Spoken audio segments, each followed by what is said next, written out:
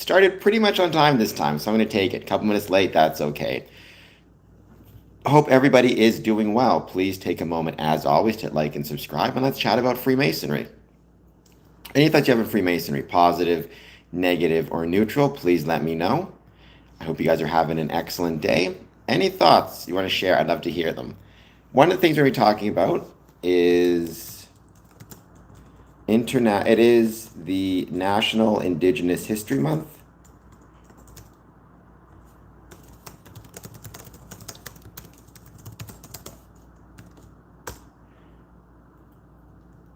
Freemasonry and Indigenous history has a really cool connection, as does and this is not just in Canada, this is throughout the United States. This is with Indigenous peoples around the world, to be honest, which I don't want to forget about either.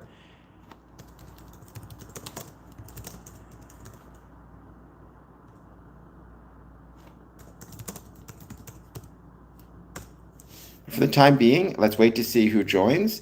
Please hit the like button and the subscribe button. Any thoughts on Freemasonry, let me know. It's interesting. I talked about historically Joseph Brant, John Ross, both Masons. Chief Tecumseh is reported to be a Mason. Cherokee Lodge, number 21. So let's wait to see who joins. Please take a moment, hit like, hit subscribe. Any thoughts you have on Freemasonry, let me know. We're not destroying anybody and we're not harvesting any souls, so I'm very sorry to disappoint. I don't know why that would be disappointing to you, but I suspect it might be. Besides, it'd be too much work to harvest souls. It'd be dumb. Better to just try to get along with everybody and help people than try to harvest souls. I hope you're doing well, though. Too evil to hope. Thank you for joining. Hope you're having a great day. As always, if you haven't done so yet, hit that like button. Any thoughts you have on Freemasonry, let me know.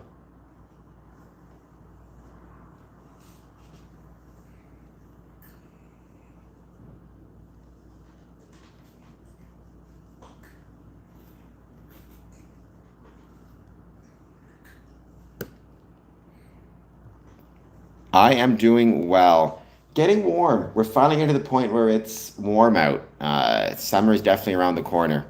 How are you doing? As you know, the first 60 minutes, I don't really do any specific talking points or have any specific discussion points.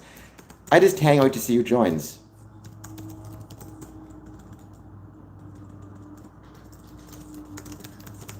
So, anything you guys want to talk about? Hello, Mira-san. Thank you for being here with the thumbs up. How's it going?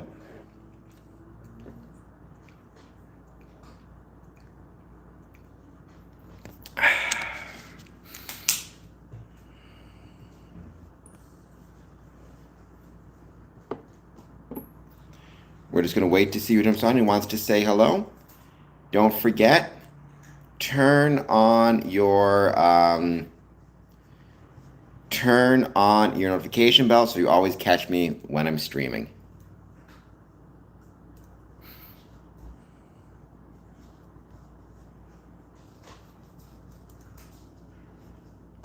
And let's give it some time. Let's see who jumps on to say hello.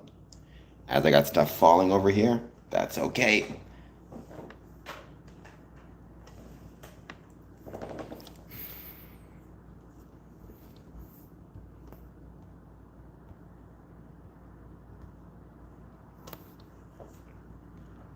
June 22nd, don't forget, we'll be live streaming the Windsor-Detroit fireworks. People seem to really enjoy that, and it's a great way to support local communities, so check that out as well. Mark your calendars. June 22nd, 9:30 p.m. Eastern. The fireworks are meant to start at 10 a.m., but at 9:30 I'll jump on and just start streaming so people can watch.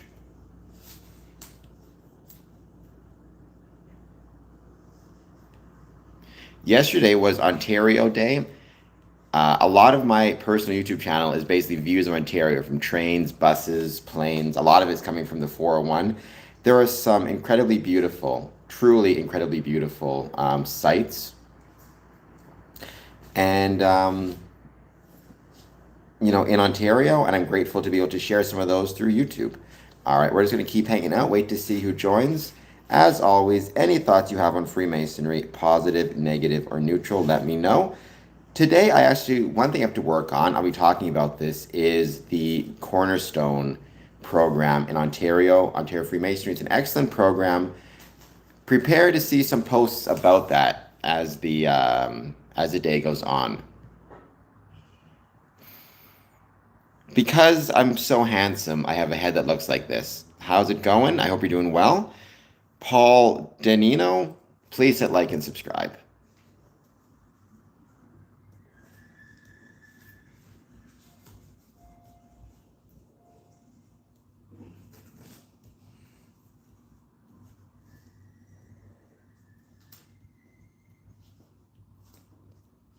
I am glad that you are good. I'm doing well as also. Do you have any questions about Freemasonry? I stream Mondays through Fridays, 1 a.m. and 1 p.m. Eastern to talk about Freemasonry. So if you have any thoughts, let me know.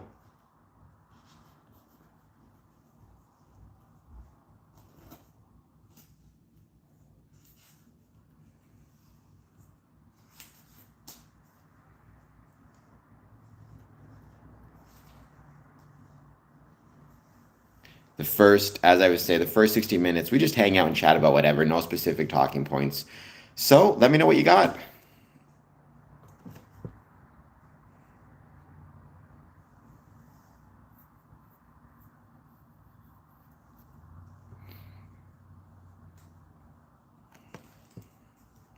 And I might be doing some streaming later on tonight from the gym because I got to get ready. We got some wrestling shows coming up. So I want to be prepared for those. But yeah, for now, let's wait to see who joins. I've never been in any Masonic building that has secret tunnels. Now, it wouldn't shock me if that happens. Not secret tunnels, but access tunnels. You look at the Detroit Masonic Temple, it's giant. It was built in the 1920s. They needed to build tunnels and kind of back spaces to, especially to move equipment, to move workers, especially if they have shows going on. But those aren't secret tunnels, those are just operational tunnels, for the record. Um, but welcome. I hope you're doing well. Thank you for being here. When you have these older buildings, like especially buildings that were designed with a public facing component, like a ballroom, like a theater, like a stage, you need back tunnels and back spaces to help people get to and from. It's kind of like you ever seen that movie, The Gallows? Not to bring up a very scary movie, but nonetheless, theater spaces very often are kind of creepy because they have back rooms and back spaces and back hallways to move production crew and equipment to and from while the production is going on. So, and also it's just older buildings very often have additions made, added to, and when you're adding additions, you very often have to add new hallways and new entrances and new exits. They can become kind of labyrinth-like, if you will. Labyrinth, by the way, one of my favorite movies. Never seen any Masonic buildings, though, that have quote-unquote secret tunnels. But Dominus, how's it going? I hope you're having a good day. Thank you for being here. As always, please take a moment, hit that like button and that subscribe button. Any thoughts you have on Freemasonry, let me know.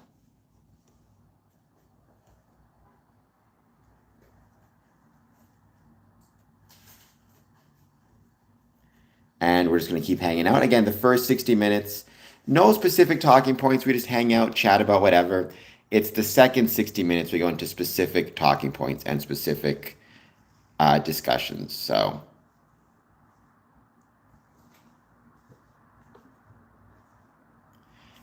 I am doing great as well. I had a good stream last night at 1 a.m.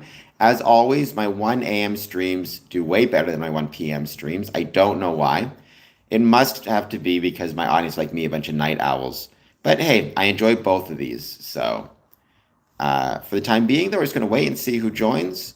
Please take a moment, hit that like button, hit that subscribe button. Any thoughts you have on Freemasonry, positive, negative, or neutral, I'd love to hear them.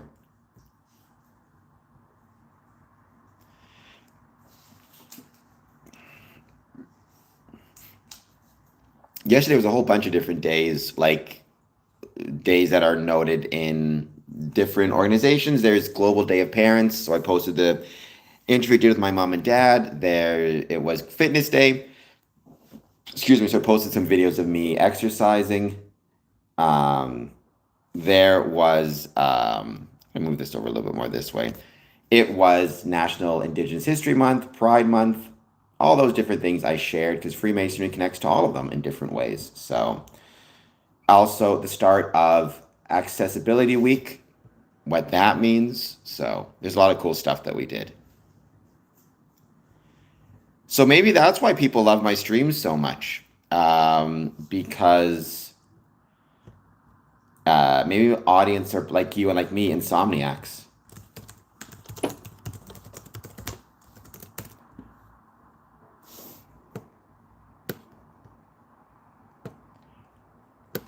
Which is always nice. I appreciate my insomniac audience, believe me.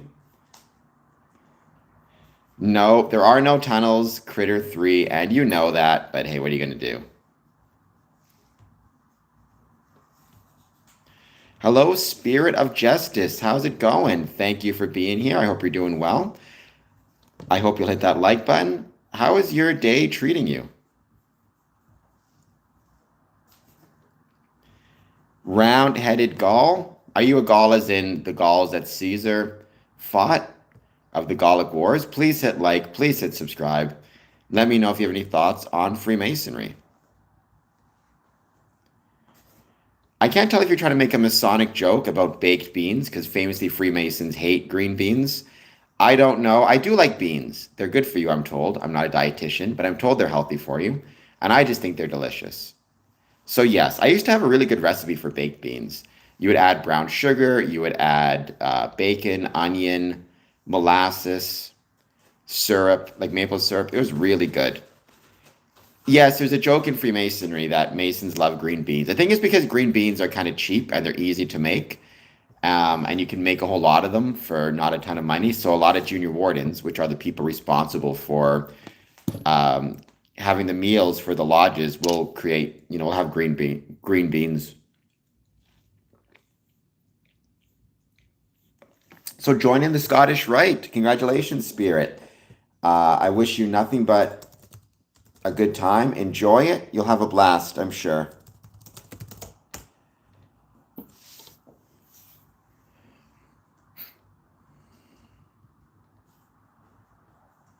York Rite. Okay. Oops, we lost it there for a second. I think we're back. Enjoy York Rite. I'm sure you'll have a great time.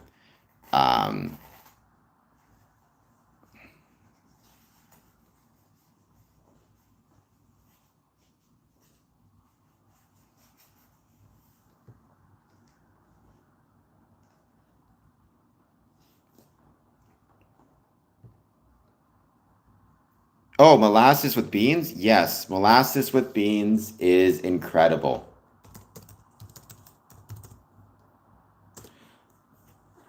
No, I don't like it all the time. I mean, honestly, outside of, it's funny, outside of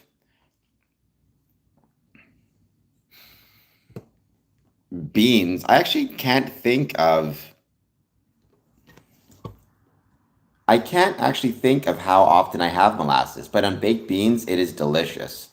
You add some molasses, some syrup, some brown sugar, then I would always add onions, bacon.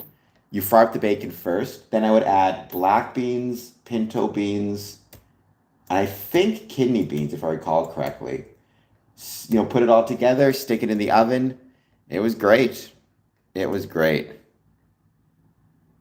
Peanut butter with molasses. I didn't know peanut butter had molasses. That does not sound good to me at all.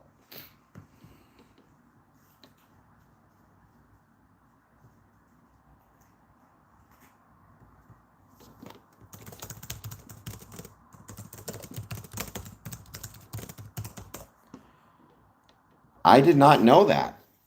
I mean, I remember once going to a Masonic Lodge meeting and they served for dinner peanut butter and jelly sandwiches. They had like 3 trays of them. I think the wife made them all. It wasn't bad. I'm not a huge fan of peanut butter and jelly, but I don't mind. So that was kind of fun. Gooey, hello. I don't think he would. I can't imagine that's the case.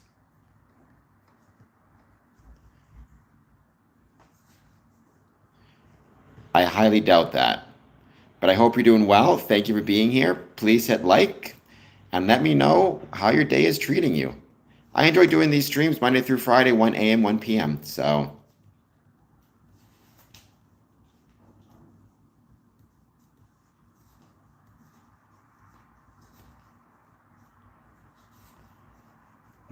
as I always say, the first hour, I don't really talk about a lot. Mostly what I do is I wait for people to join and hear their thoughts and their ideas and their conversation points. So whatever you got to say, jump on the stream, let me know. Once we're done the first 60 minutes, I'm going to talk a little bit about Indigenous History Month. I thought that's worth exploring because June is National Indigenous History Month in Canada.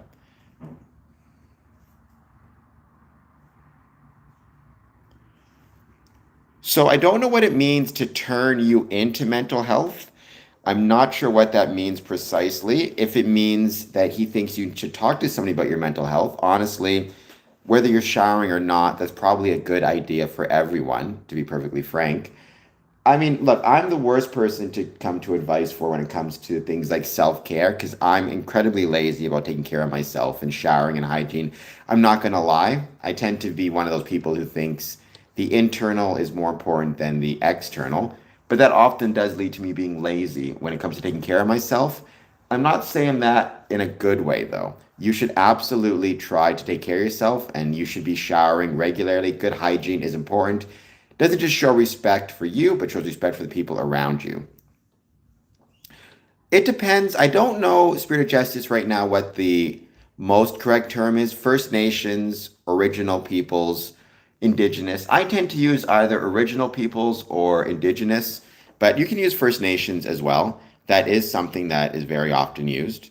I think so long as it's being done in a respectful manner. I've even heard some people say, they don't mind the term Indian so long as the person saying it is saying it with the appropriate level of respect. So, which I would believe, by the way. I think it's more about the intention behind the word.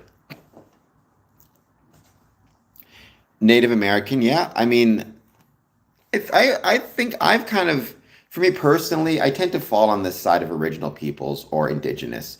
That seems to me to make more sense. I mean, as Indigenous as one can be, right? Everybody moves around, obviously.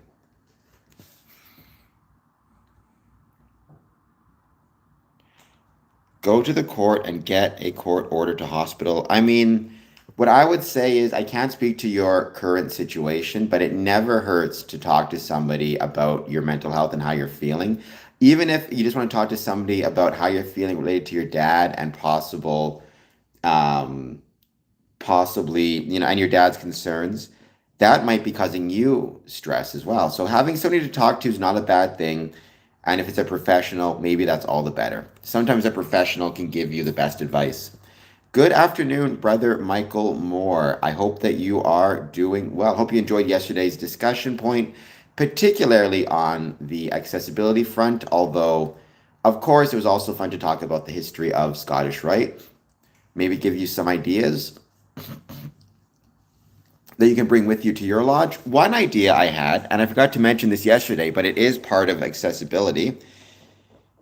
When we're handing out our ritual books or ciphers, lodges might be interested in creating one of these cards. This is from Chapel Hill. And you can see that here. This is a magnifying kind of plane. It makes things bigger the closer they get to it, or the further away, I should say, you get to it. It makes words bigger. They give it to a lot of elderly people to help them be able to read small print. A lot of those cipher books are small. A lot of Masons are getting older. Maybe when you give them one of their ritual books, you give them one of those cards as well. You could brand it with your lodge logo, but that way they always can keep it with their ritual book. And if they ever get to a point where they're hard of seeing or can't read smaller print, they have that with them. Thought that would be a good idea. No, I mean, but are you kind? I appreciate that sentiment very much. And I appreciate that idea very much. But no, this channel is not a substitute for going to the hospital or speaking to a doctor, which you absolutely should be doing if you feel it's necessary. I do agree public spaces should be open and accessible for everyone. Now, obviously, I recognize and understand that there are challenges to making any space, public or private, accessible. Sometimes there's just so much that can be done, but you should do as much as you can do. I'm a big believer in that. Aussie Chick, July 5th. Hello, Aussie. I'm assuming from Australia. Um, July 5th to 12th, Aboriginal, when our people was taken away. So is July 5th to 12th your Indigenous Peoples Week? Is my assumption. I'm not sure necessarily what you mean by that. But I mean, there's a lot of Freemasons in Australia, and I'm sure a lot of Freemasons are engaged with Indigenous Peoples Week or Aboriginal Week, whatever version of it you have. I'd be interested to know about the history of the Indigenous peoples of Australia and Freemasonry. That'd be really cool to see.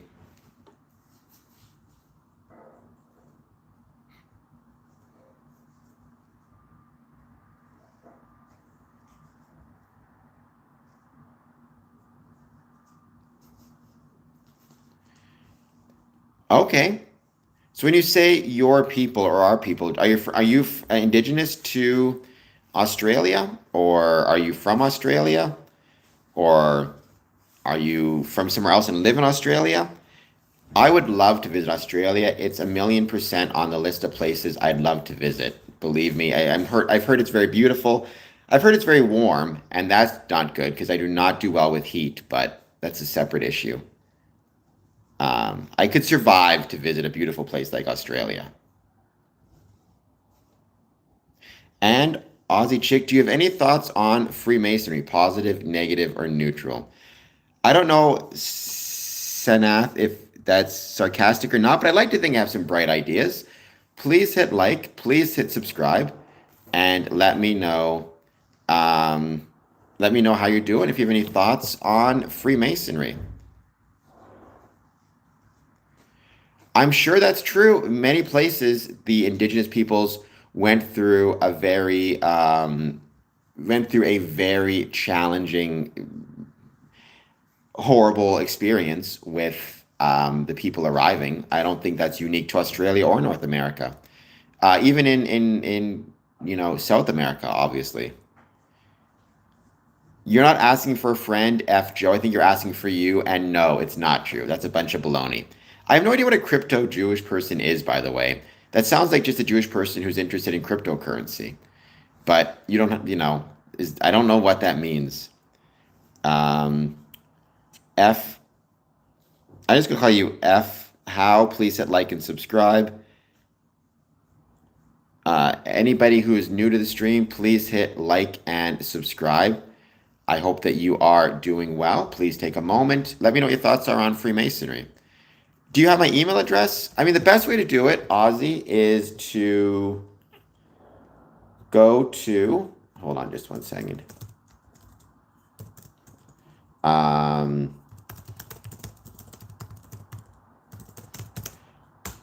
https://contact. That's the best way to do it. I don't know if you can see that link, and shoot me off an email that way or a message that way.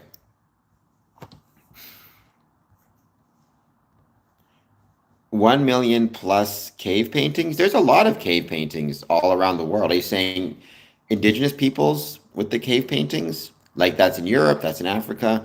Antons, I do not know who the Abos are. Keep in mind, though, many times groups or individuals, even relying on government assistance, are forced to do so by predatory laws, predatory or dismissive cultural requirements.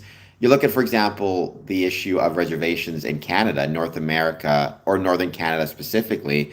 Very often they can't even get running water, but they also can't put any type of businesses on the land. So it puts them in a very tough position where they kind of don't have any good options. Awesome. Yes, squareandcompass.ca/contact.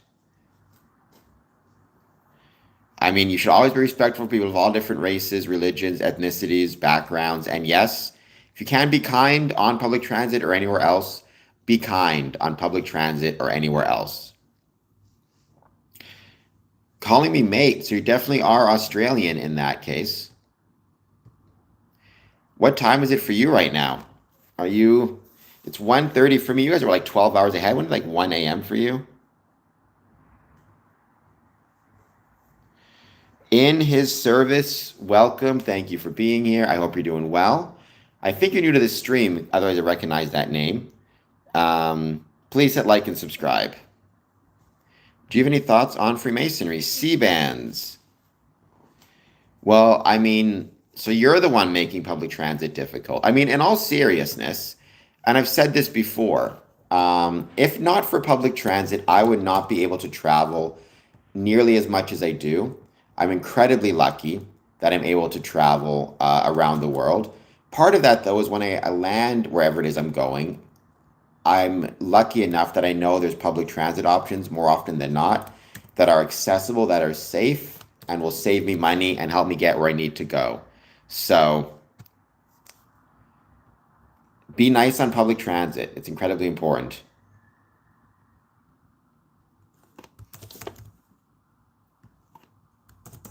Even when I talk about our Masonic Lodge meetings, one thing I am always bringing up is if your Masonic Lodge meets in a location where there's no public transit bus stop near the building, it's worth maybe sending a letter or writing a note to your mayor, to your city council, and just asking and telling them, like, can you put a bus stop at this location? You may have a lot of older members who struggle to get to meetings without, I need a bus to take them there.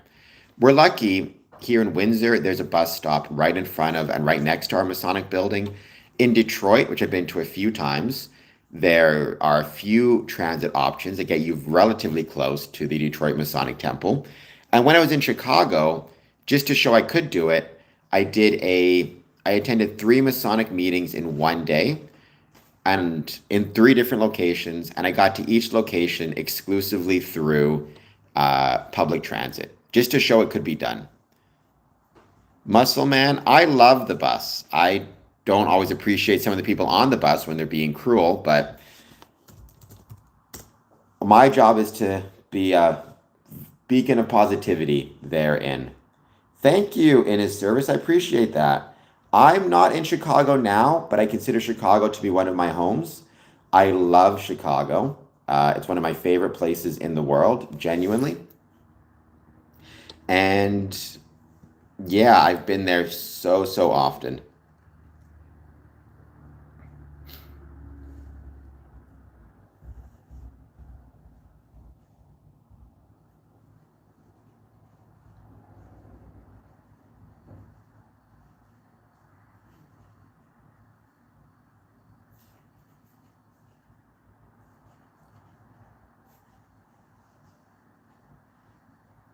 I suffer from morbid to weight and alcoholism, or morbid overweight. Eric, I'm sorry about that.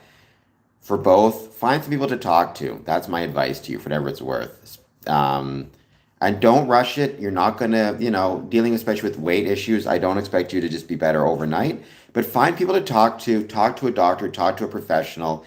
If you're really struggling, 988. Yes, Red. Thank you, Aussie Chick. Please be in contact. Now, by the way, Aussie Chick, do you follow my content outside of this channel? If you don't, you can find me on Medium, Instagram, Facebook, Twitter, etc., etc. What's my view on Epstein? I think Epstein was a monster. I don't believe in conspiracy theories, so I just think he was a monster. And I think he took advantage and hurt a lot of people. And I think it's a shame that there never got to be a court case, because I think the benefit of a court case would have been it was a chance to have further investigations, as well as potentially have some type of punishment meted out by a higher court, which I do think can help lead to healing amongst, or at least a sense of justice amongst victims. Aussie, oi, oi, oi. Eric, I was 265 now, I'm 1 Good for you. Keep up the good work in his service. Keep up the good work. I think that's awesome to see. Links, all right, Aussie. So the links are, let's start with Medium. Now, Medium is written content. It's kind of like YouTube, but for writing. It's free to follow me there. Let me just get you the link. It is Pride Month, and I agree. I don't know if you're being sarcastic or not, but I think we as Freemasons should be supportive of Pride Month as well as all these different types of months. So, Medium is, hold on just one sec. Medium.com / at Adamson-Cameron. Then on Instagram, I've got 3. It's square _ compass _ promotions.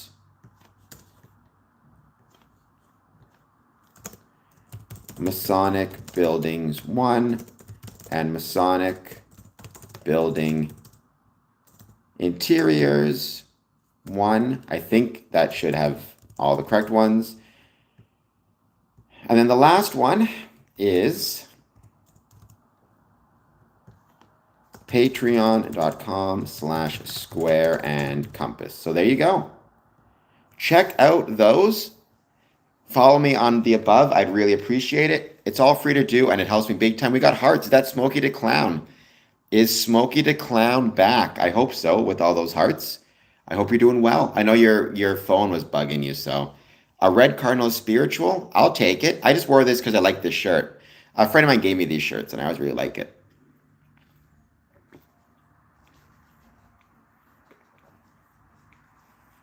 Or Aussie, are you the hearts? Whomever's doing the hearts, thank you. I truly, truly appreciate it. On all of those, you can join for free, or you can join at different levels, and you receive certain benefits. You get whatever it might be. Flow state, thank you. Anything from a scale model Masonic building up to and including, postcards to scale model Masonic buildings. Sogo, you are the hearts. Well, thank you for the hearts. I truly appreciate that. And thank you for the flow state gift in his service. I appreciate that also. I do, Pastor. I love not just horror movie nights, but any type of night like that. I love horror movies. I love scary movies. And so thank you. I support that. No, food allergies are real, Crunch Daniels. And I think we as Freemasons should pay attention to food allergies when we're looking at food and dinner and stuff like that.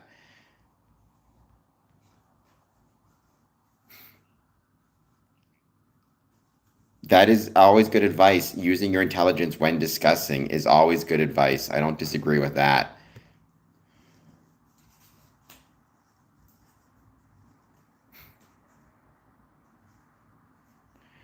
No. Everything I've seen indicates Trump is not a Freemason. There's no evidence that he is, no confirmation that he is. I do not believe that he is. I mean, the last president that is 100% confirmed known to be a Freemason was or is Gerald Ford. There is debates as to whether I can't think of his name now, whether Joe Biden was a Freemason. He was given a Mason on site certificate the last day he was in office, interestingly enough, but it's highly contentious.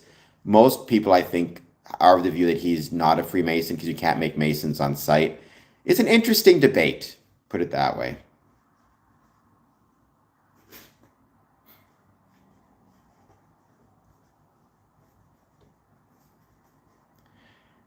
George Washington in his service was, what's with all the caps, by the way, in his service? I appreciate your support, but a lot of cap locks happening right now. George Washington was a Freemason. That is true. There were 15 or 16 Masonic presidents. I used to know the list. I can't think of them now, but yeah, there's been several. There's been several important figures historically who have been Freemasons throughout the years. So that's very true.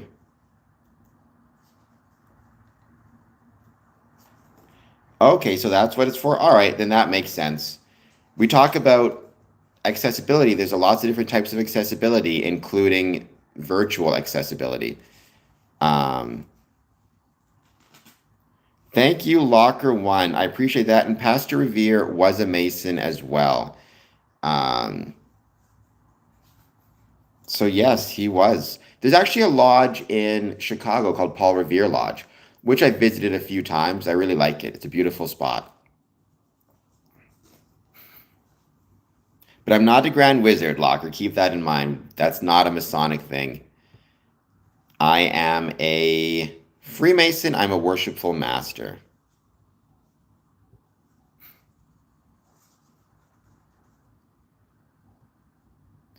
By the way, I've talked about this before. I am looking at being a kidney donor. I'm going to talk more about the process because there's been a bit of a break in it, but I do have to get a whole bunch of new testing done. TB, skin test, quantiferin, travel serology. I don't even know what all these mean. I'm just doing what the doctor tells me. So there you go. I'm not a warlock either. Um, I don't know if you can be very rich in 3 months max. I mean, I guess get very, very lucky. My advice for whatever it's worth, ABHAWW, is don't focus on trying to be rich. Focus on trying to make the world a better place. And focus on your internal qualifications and not your external qualifications. I really think that's the most important thing. So, everything beyond that, don't worry about it so much because you'll drive yourself crazy.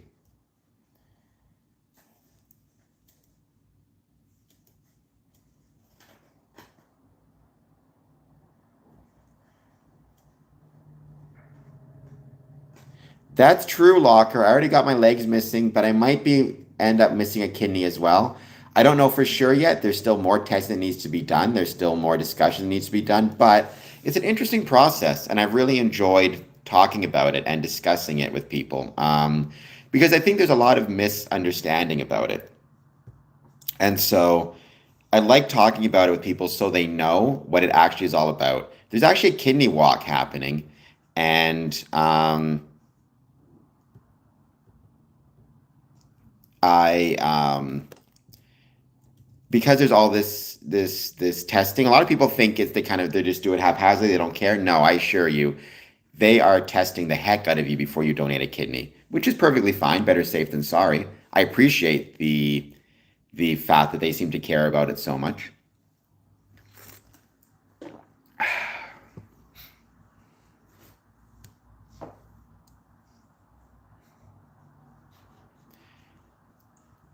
What is a warlock? Isn't a warlock something from like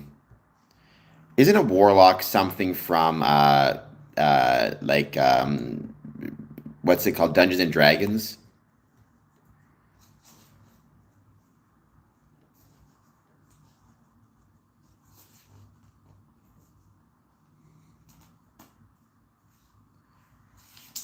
I'm just looking at the forms right now for the living kidney donation. I don't know what half of this means. I just do what the doctors tell me for the record.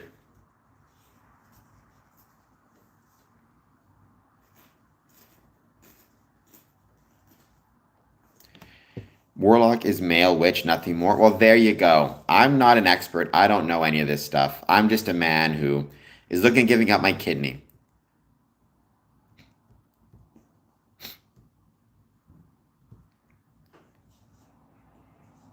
It is, but it's also a term. I mean, well, I've heard warlocks before, but I don't know what specifically a warlock is. Like again, I always assumed it was some type of mythical creature from Dungeons and Dragons, um, which is what I kind of always treated it as or assumed it was.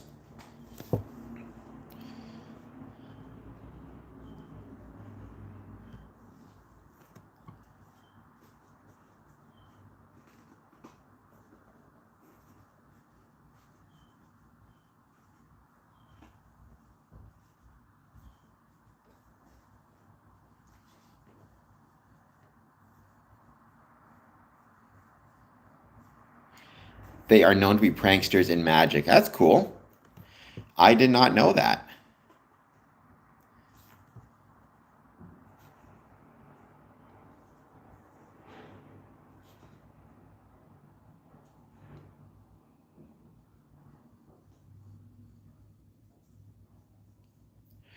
Bro does tend to be mischievous. I am a mischievous fellow. That's fair. So, yes, maybe I am actually a warlock of some sort. Many people would call me mischievous. Many people would call me other words, not nearly as nice as mischievous, but that's for a whole other day. Um,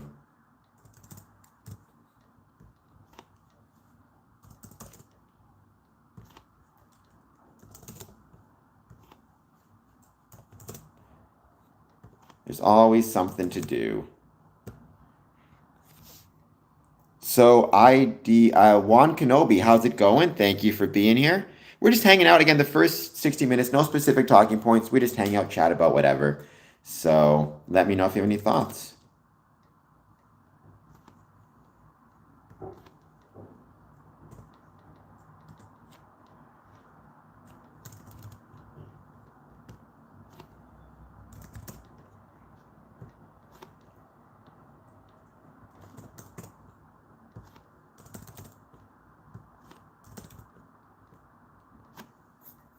A lot of people into Masonic ritual as magic. That is, well, I mean, I don't believe in magic. If by magic you mean kind of being able to bend the laws of physics or the rules of physics, I don't believe in that type of magic. But I think if you want to talk about it on an emotional level, like you're having a rough day and you go to a lodge and you feel better, then I absolutely think that it's possible in those circumstances to use Freemasonry as a type of magic.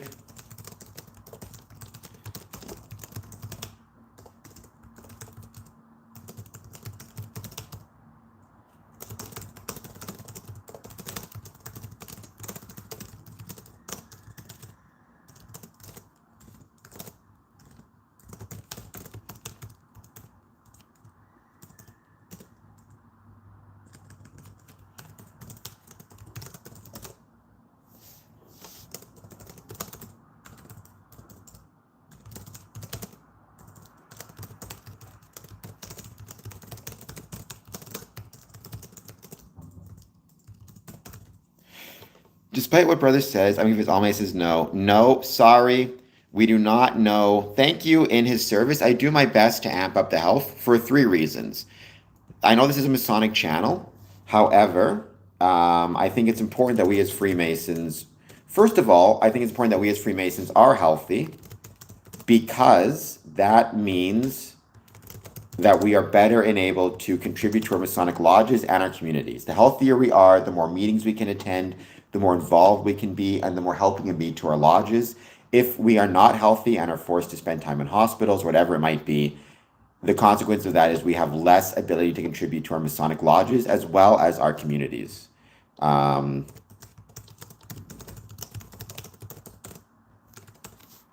other reason is we as Freemasons should set an example for the public. Caring for our health and well-being sets a positive example.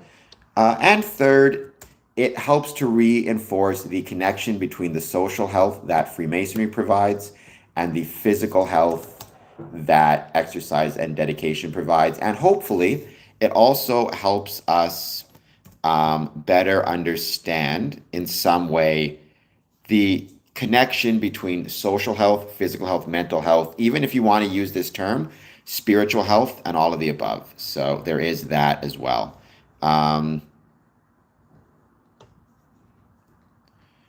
I've known others were Freemasons. That's perfectly fine in his service. If you have your own calling, if you have your own following, then and what I think that's awesome, and that's what you should focus on, and that's what you should do. Freemasonry is not for everybody, which, by the way, is perfectly fine. There's zero rules that it has to be for everybody. Rather, it's something that we should all try to find for ourselves as much as possible. So that's what I think. But I hope even if Freemasonry is not your calling, I hope that you enjoy spending time on this channel with me, and I hope that you enjoy hanging out with me. And I hope that you'll follow me on social media, follow me on all my different accounts. All of that stuff, believe me, it helps out big time.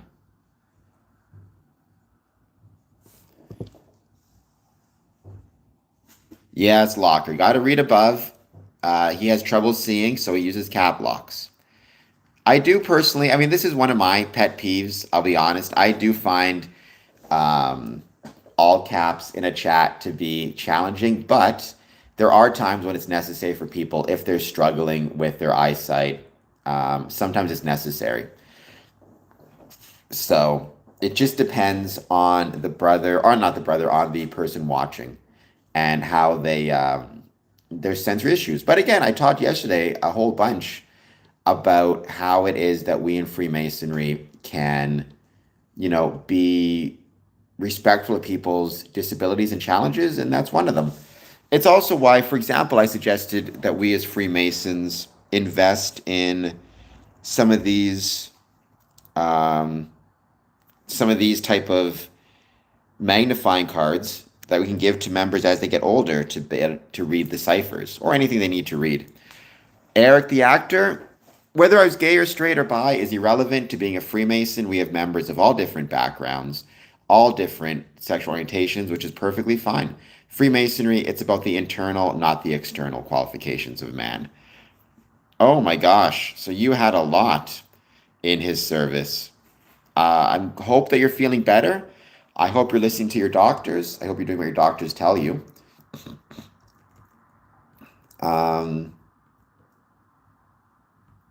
Because that's a lot to deal with. So, and good for you for trying to keep hopefully a positive attitude and to keep on going despite these challenges that you're facing. That's unfortunate they don't help you. I mean, it could be that everybody um, is struggling. Maybe the cards aren't designed for everybody, or you need stronger ones. It's unfortunate though, but I suppose it's like anything else, right? Not everything works for everyone, so you have to find what works best for you. I am from Canada, born in Winnipeg, currently live in Windsor, Ontario.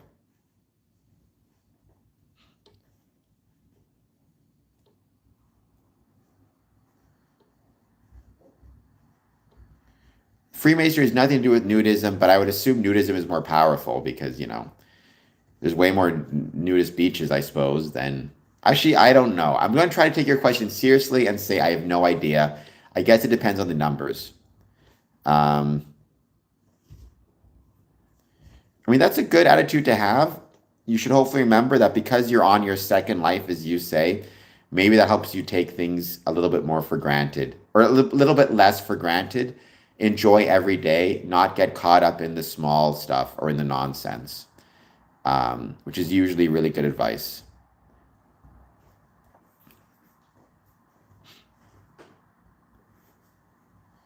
I don't want to summon any elder demons. I don't want to summon any demons at all, elder or younger or anything in between.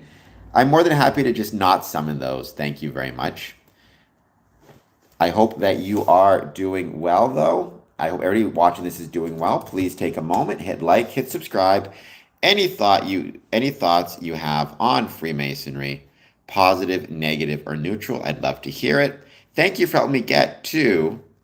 I am pleased to say we are now at 4,060 subs, almost 4,059. So we're one away. So help a brother out.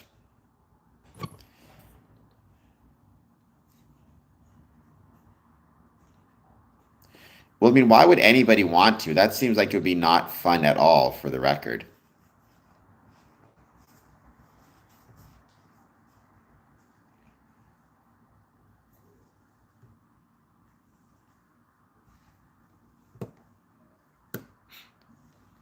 Yes, I'm holding back the spells. You guys are on your own.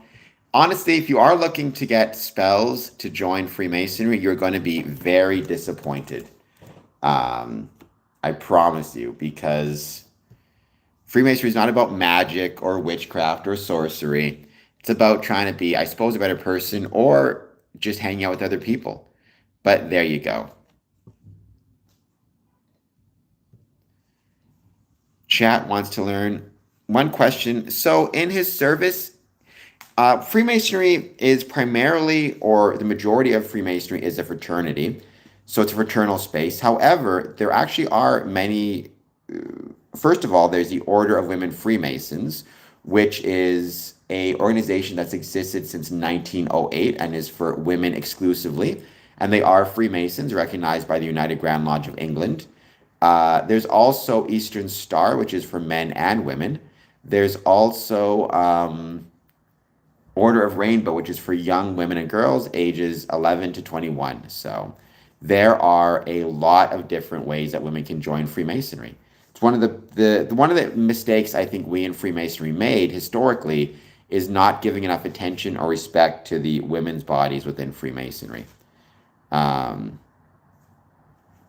and so, yeah, so that's kind of a misnomer. And then also, women are very often actively involved in all sorts of different aspects of Freemasonry. There is a Eastern Star chapter in Chicago, I'm sure. I know in northern parts of Chicago, like in Glenview, there is. I did an interview, and I actually have one of their pins. It was a flamingo. I forget why, but they chose the flamingo as their pin a couple years ago.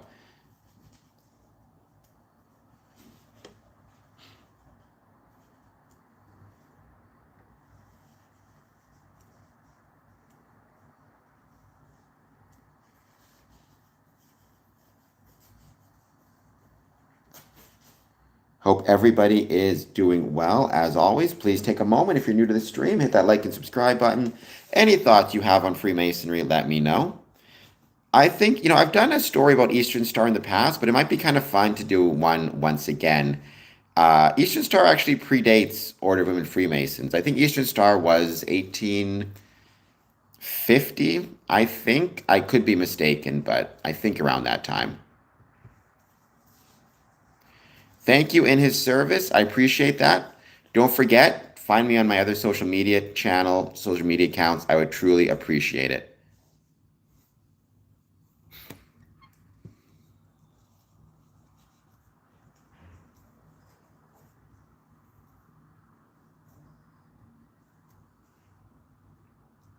Then get yourself to work in his service. But like I said, don't forget to follow me on some of my sites. I would truly appreciate it. It's free to do. It helps out big time.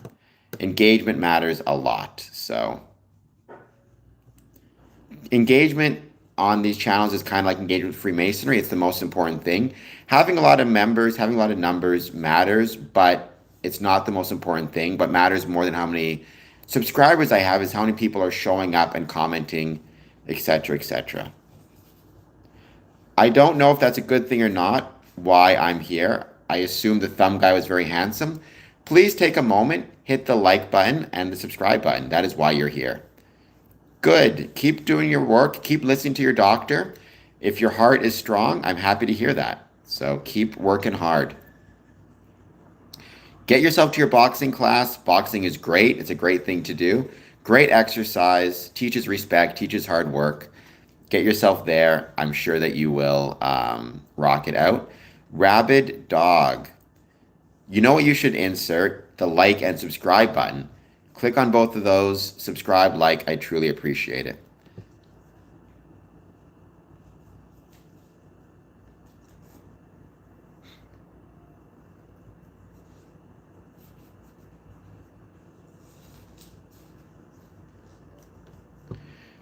You have 8 hearts?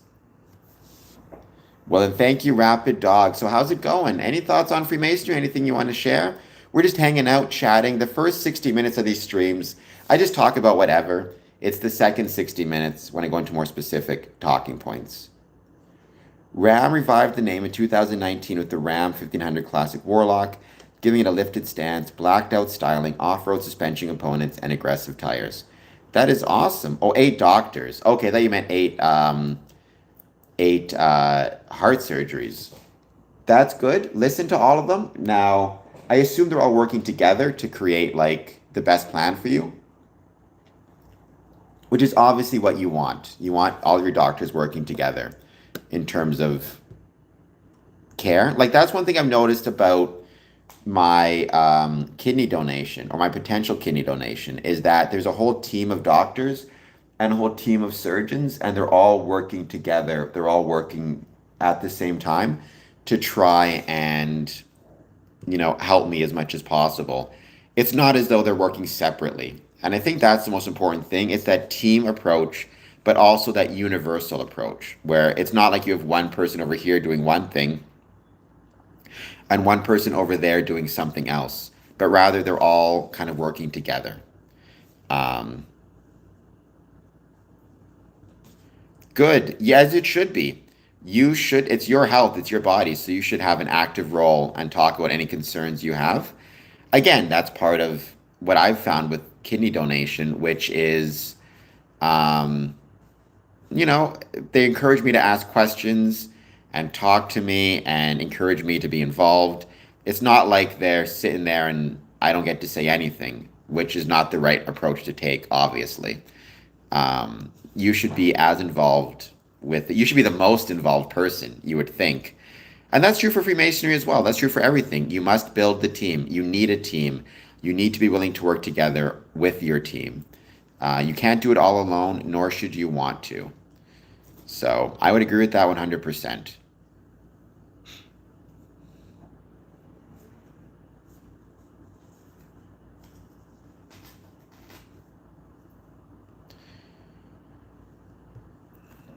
And we're just going to keep hanging out, wait to see who joins. Please take a moment. If you are new, hit like and subscribe. Well, maintenance is a must, home care is a must, but don't forget your team can be a lot of different things, right? Your team can also be your Masonic brothers who can come and assist you and help you out. Maybe you need help with your like with your picking up groceries or going shopping or house cleaning or whatever else it might be. Your Masonic brethren can be there for you as well and should be there to assist you also. So that's something else you need to keep in mind is you can find help and support in a variety of different settings and in a variety of different backgrounds, as it should be, right? And as you should.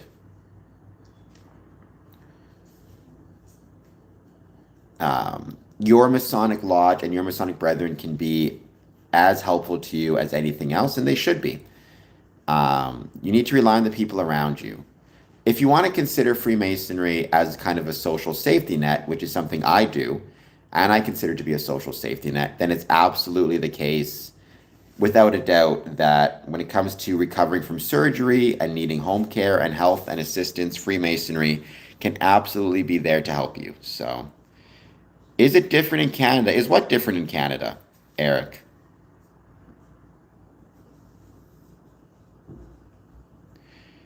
Yeah, I mean, when you have a permanent disability, then you might require extra help and extra assistance. And hopefully you have a support system that helps you find that extra assistance. That's kind of all you can do.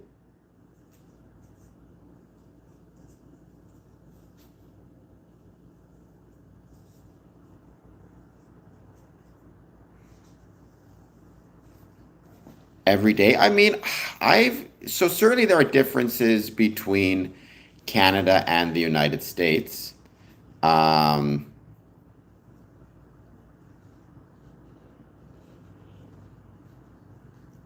right? Obviously, there's a difference between, um,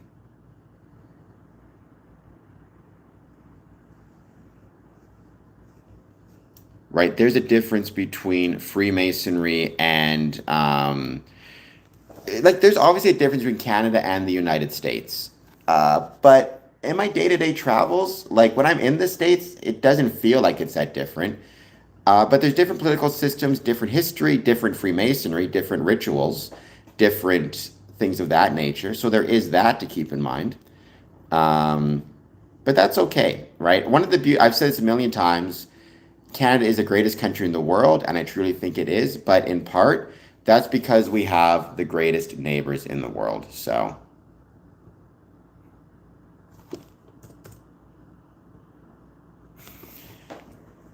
there's not all. I mean, I've been to the States many times. I've been to Chicago, which everybody always says is such a terrifying place, and I love it. I think Freemasonry is genuinely one of the greatest, greatest cities in the world. I've never felt unsafe. I've never felt scared. So, no, I love, I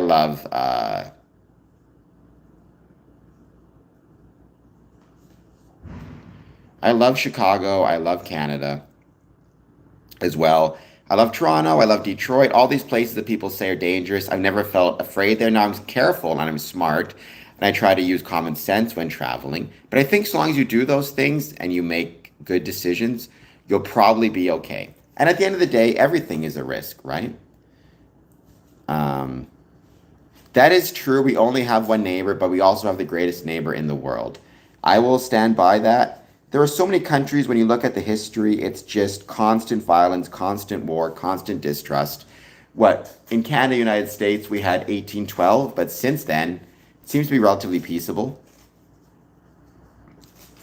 I'm sure it happens here as well. Eric, probably happens less so in communities where there is Freemasonry and where Freemasonry is strong, whether it is Canadian or the United States.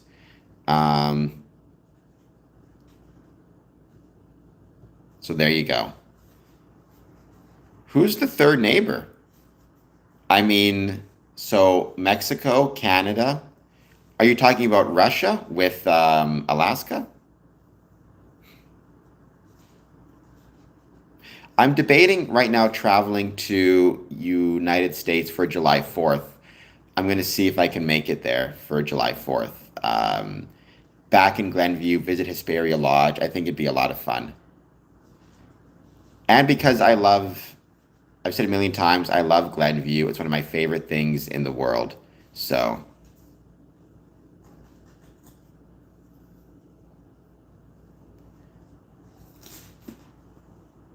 and July 4th, they're going to have, a parade and fireworks. And all that stuff would be a lot of fun to check out in Gallery Park. And Hesperia Lodge does a community service event every Saturday morning. I believe they're doing it on July 4th at a church, a food bank. So I might try to go there for that, help them out. Because that would be really fun as well. I need to get more water in here. I also, speaking of, really want to get to visit Russia in at some point because there's a lot of really cool Freemasonry there. Obviously, there's political situations. I'm not a fan of the government by any means. But I don't want to have the government reflect on the people. Truly, there's some really fascinating history of Freemasonry in Russia, and I think it'd be really cool to check out. So maybe if I get the chance, I will visit Russia, visit Russian Freemasonry at some point. It's on my list of things I'd love to visit.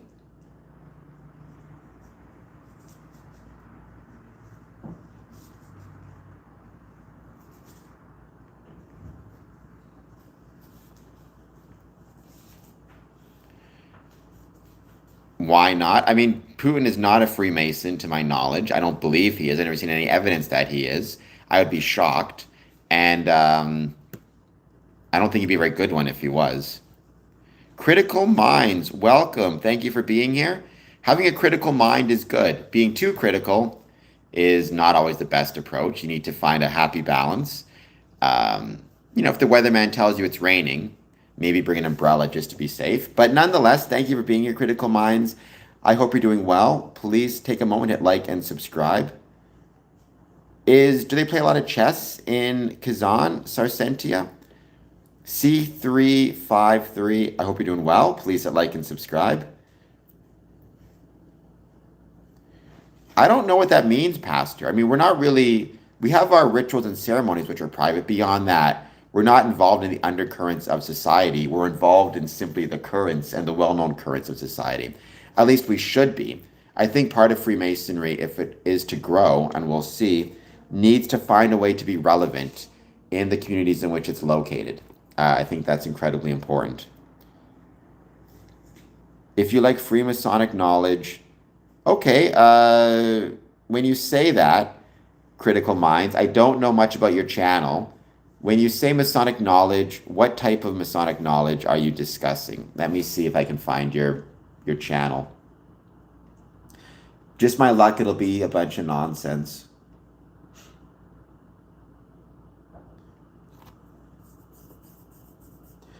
I mean, we can, but I don't know much about the Knights of Columbus, so unfortunately, I can't be that much help. I wish I could potentially give you better info. I just hope Knights of Columbus does well.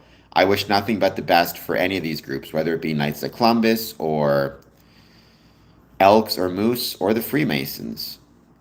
Um, that's cool. I mean, Eric, if you could send me a picture of that, I'd love to see it.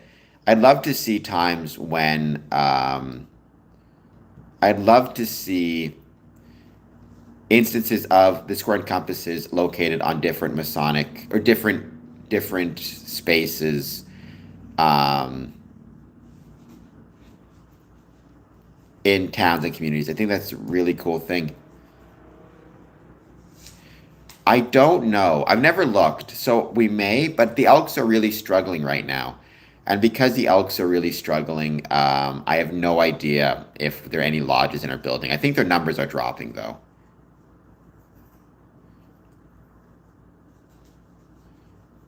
Critical minds. It sounds like you're more negative than positive to Freemasonry, but I can't tell for sure. They have the compasses and square on an arched doorway at the Alamo. They do. Many of the people involved in the Alamo on both sides of the conflict were Freemasons. I think Davy Crockett and Santa Anna were both Freemasons, if I recall correctly. But there's been many times throughout history where both sides of a conflict have been Freemasons. That's one of the really cool things about it.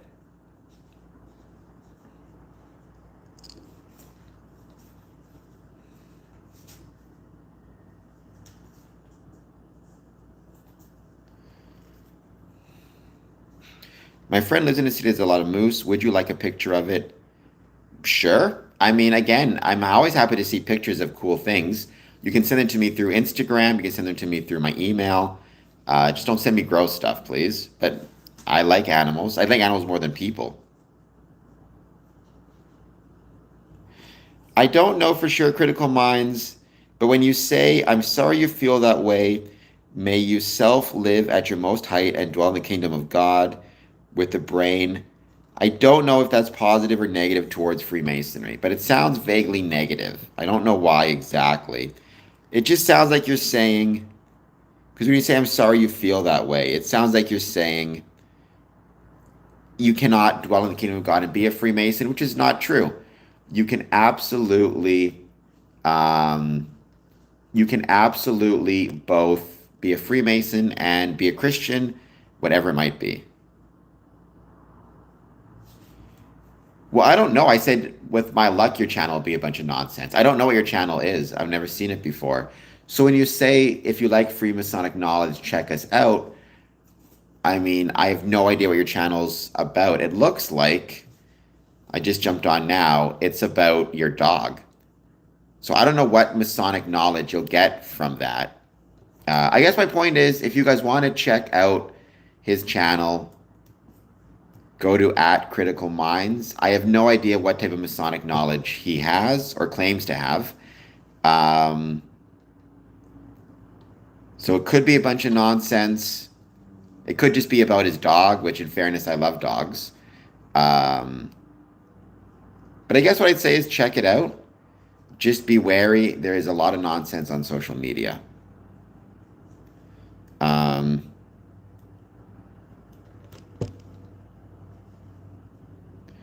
okay, so again, what is the Masonic knowledge that you share on your channel? Or the free Masonic knowledge that you share on your channel out of curiosity?